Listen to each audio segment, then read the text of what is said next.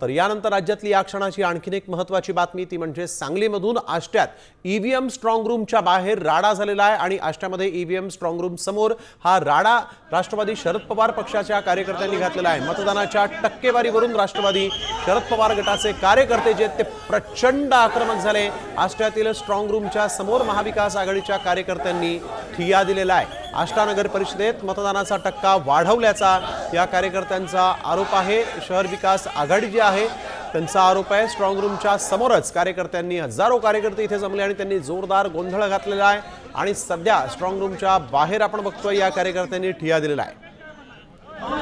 Hello, मला police स्टेशननं खाली खांद्याला हात धरून आणलं। मी म्हणत होतो फक्त तहसीलदारांच्या बरोबर सगळे फॉर्म मला दाखवा, मी त्याची टोटल करतो, पण मला खाली वडून आणण्यात आलं।